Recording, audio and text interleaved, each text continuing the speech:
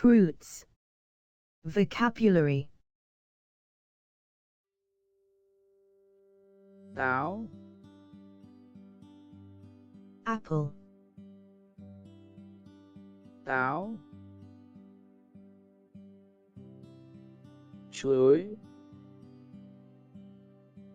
Banana.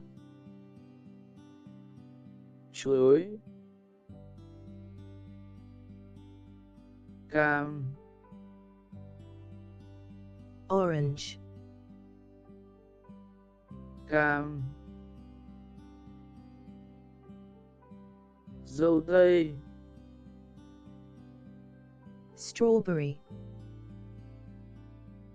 Dâu tây. Bờ gì bạn? Breba. Bờ gì bạn? Nho. Grape. Nho. Dưa lưới. Melon. Dưa lưới. Dứa. Pineapple. Dứa. Xoài. Mango. Xoài. Đu đủ. Papaya. Đu đủ. Kiwi. Kiwi. Kiwi. Lê. Pear. Lê. Anh đào. Cherry. Anh đào. Đào. Peach. Đào. Mận. Plum. Mận. Chanh. Lemon. Chanh. Chanh xanh. Lime. Chanh xanh. Quýt. Mandarin.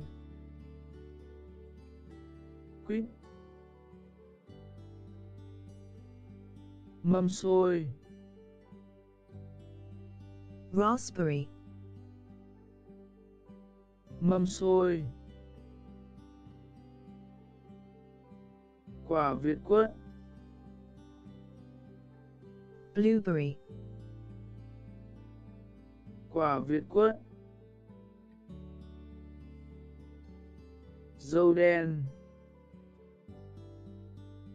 Blackberry. Dâu đen. Lựu. Pomegranate. Lựu. Dừa. Coconut. Dừa. Trái vả. Fig. Trái vả. Dưa hấu. Watermelon. Dưa hấu. Chanh dây. Passion fruit. chanh dây, bơ, Avocado. bơ, trà là, Date. trà là, mãng cầu nĩa, Cherimoya. mãng cầu nĩa, vải thiêu, Lychee. vải thiêu, ổi, Guava. ổi, bưởi, Grapefruit. bưởi, mai giang, Loquat. mai giang, thanh long, Dragon fruit. thanh long,